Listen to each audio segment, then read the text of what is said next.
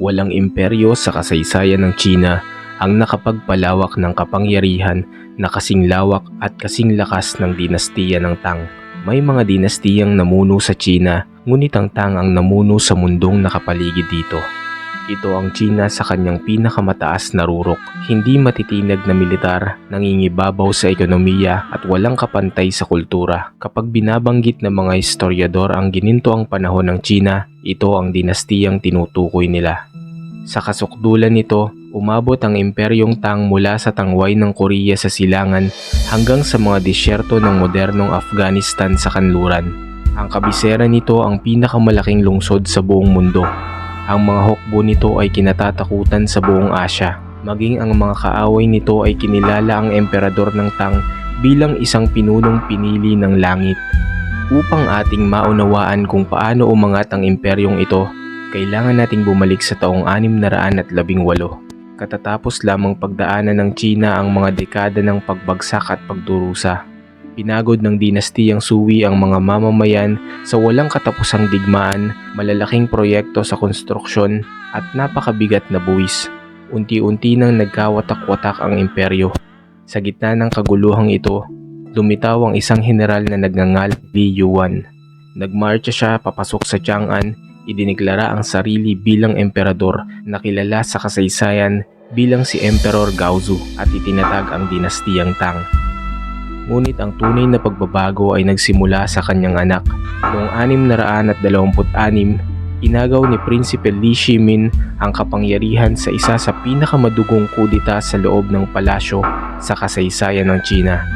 Inalis niya ang kanyang mga karibal, pinilit ang kanyang ama na magbitiw at umupo sa trono bilang si Emperor Taizong. Ito ay malupit, ngunit ang sumunod ay pambihira. Sa halip na mamuno sa pamamagitan ng takot, pinili ni Taizong ang pamahalaang matalino. Binawasan niya ang laki ng burokrasya, pinutol ang katiwalian at pag-aaksaya. Nagtatag siya ng mga reserbang butil ng estado upang maiwasan ang malawakang tagutom. Pagkatapos, ibinaling ni Taizong ang kanyang paningin sa labas ng hangganan ng China. Sa hilaga at kanluran ay naroon ang malalawak na lupain na kontrolado ng mga nomadikong imperyo. Hindi lamang sila banta, sila rin ay mga daanan. Sino mang may kontrol sa mga lupaing ito ay may kontrol sa Silk Road, ang pangunahing ugat ng kalakalan na naguugnay sa silangan at kanluran. Muling binuo ang hukbong Tang mula sa pinakaugat. Hindi na mga magsasakang pansamantalang sundalo ang mga mandirigma. Sila ay naging mga profesional na kawal. Hinati ang imperyo sa daan-daang unit militar. Bawat isa ay may higpit na pinangangasiwaan ng sentral na pamahalaan. Maging ang mga general ay hindi maaaring magpadala ng hukbo nang walang pahintulot ng emperador.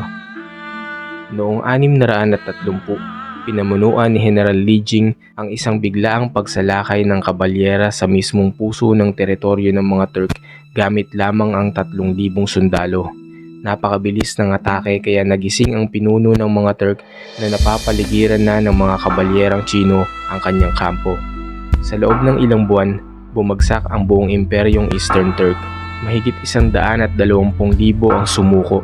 Nagpatuloy ang Tang sa pagtulak pakanluran, sinakop ang mga kaharian sa mga oasis at dinurog ang Western Turks. Pagsapit ng kalagitnaan ng ika-7 siglo, kontrolado na nila ang buong koridor ng Silk Road. Sa hilagang silangan naman, matagumpay na tinalo ng hukbong Tang kasama ang kaharian ng Shilla ang Koguryo noong 668, isang tagumpay na nabigo ang dinastiyang Sui na makamit. Sa ilalim ni Emperor Gaozong, naabot ng Imperyong Tang ang pinakamalawak nitong saklaw. Nagtatag sila ng mga protectorate at garrison sa buong gitnang Asya. Hindi lamang nanakop ang Tang, sila ay namahala. Habang binabago ng mga hukbo ang mukha ng Asya, may isang kamanghamanghang bagay na nangyayari sa loob ng imperyo. Ang Chang'an, kabisera ng Tang, ay naging pinakamalaking lungsod sa buong mundo. Mahigit 1,000,000 tao ang naninirahan sa loob ng mga pader nito at halos 3,000,000 sa mas malawak na kalakhang lugar. Sa ika-8 siglo, hindi halos maisip na ang London at Paris parang mga baryo lamang kung ihahambing. Ngunit ang tunay na lakas ng Chang'an ay hindi ang laki nito, kundi ang pagkakaiba-iba ng mga taong naninirahan dito. Sa mga lansangan nito, maririnig mo ang Persian, Arabic, Sogdian, Korean at Japanese kasabay ng wikang Chino. Ang mga mangangalakal mula sa gitnang Asya ay tumatawid sa mga pamilihan. Ang mga mongheng Indian ay nagtuturo ng Budismo. Ang mga Arabong mangangalakal ay nagbebenta ng mga kalakal mula Afrika. Ang mga dayuhang musikero ay tumutugtog sa korte. Ang mga general na Turk ay namumuno sa mga hukbong Chino. May mga templong Budista, dambanang Taoista, akademyang Confucian, pati na rin mga templong Zoroastrian, simbahan ng Nestorian Christian, mga sinagoga at mga moske. Sa loob ng isang panahon, ang Tang China ang pinaka-cosmopolitan at pinaka-toleranteng lipunan sa buong mundo. Hindi ito nagkataon, sadyang tinanggap ng Tang ang mga dayuhan, binawasan ng buwis sa pandaigdigang kalakalan at itinaas ang sino mang may kakayahan anuman ang kanyang pinagmulan. Hindi mahalaga kung saan nagmula, ang mahalaga ay kung ano ang kaya mong ibigay. Ang resulta ay isang pagsabog ng kultura.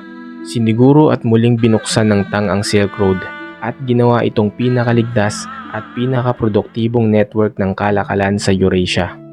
Ang mga pinatibay na garrison ay nagbantay sa bawat mahalagang oasis. Ang mga opisyal ay nagsaayos ng kalakalan, nagpatupad ng batas at nagbigay proteksyon sa mga mangangalakal. Kapag ang mga kalakal ay pumasok na sa teritoryo ng Tang, ito ay ligtas na. Lumawak din ang kalakalan sa dagat, kung saan ang mga barkong Chino ay naglayag patungong India, Arabia at silangang Afrika. Ang mga daungan sa timog tulad ng Guangzhou ay naging pandaigdigang sentro ng kalakalan.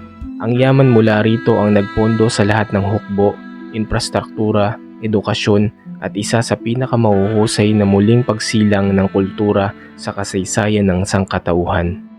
Ang panahon ng Tang ang nagluwal ng pinakadakilang mga makata ng China, si Li Bai, Du Fu at Wang Wei, na ang mga tula ay kabisado pa rin hanggang sa ngayon. Lumawak ang kaalaman sa pagbasa at pagsulat, maging ang unang anyo ng pulbura ay lumitaw sa panahong ito. Pagkatapos ay dumating ang isa sa pinakakahanga-hangang figura sa kasaysayan ng China, si Wu Zetian. Mula sa pagiging concubine, umangat siya bilang emperatris at kalaunan noong 690, idineklara niya ang sarili bilang emperador, ang nag-iisang babae sa kasaysayan ng China na namuno sa sariling pangalan. Bagamat kontrobersyal, pinatunayan niyang isa siyang mahusay na pinuno. Pinalawak ang kalakalan, inayos ang pamahalaan, sinuportahan ang Budismo at pinatatag ang estado. Nang siya ay magbitiw sa edad na 80, iniutos niyang iwanang blanko ang kanyang lapida. Hinayaan niyang ang kasaysayan ang humusga sa kanya. Pagsapit ng unang bahagi ng ika-8 siglo, sa ilalim ni Emperador Xuanzong, naabot ng dinastiyang Tang ang pinakadakilang rurok nito. Lumobo ang populasyon, umagos ang kayamanan, umusbong ang kultura. Ang Chang'an ay naging sentro ng buong mundo. Ngunit ang mga imperyo na nasa rurok ay iisa lamang ang direksyon at patutunguhan. Ang labis na pagpapalawak ang nagpasimula ng problema. Ang mga makapangyarihang gobernador militar ay naging masyadong malaya. Noong 755, nag-alsa si An Lushan, isang general na may napakalaking hukbo at mabilis na nasakop ang kabisera. Bagamat napigilan ng pag-aalsa, tuluyan itong winasak ang sentralisadong kapangyarihan ng Tang. Nawala sa kontrol ng Tang ang Silk Road. Sumunod ang mga massacre laban sa mga dayuhan. Dumating ang mga sakuna sa kalikasan, sumiklab ang mga pag-aalsa ng mga magsasaka. At noong 907, tuluyang bumagsak ang dinastiyang Tang at nahati ang China sa magkakahiwalay na kaharian. Gayunpaman, nanatili ang pamana ng Tang. Walang sumunod na dinastiya ang nakaabot sa pinagsamang lawak ng teritoryo, impluwensyang kultural at pangdaigdigang prestihiyo nito. Sa loob ng halos 3 siglo, ang dinastiyang Tang ang naging pinakamaunlad, pinakamayaman at pinakamakapangyarihang sibilisasyon sa buong mundo. At iyon ang dahilan kung bakit naalala ito ng kasaysayan. Hindi lamang bilang isang dinastiya, kundi bilang imperyong walang kapantay.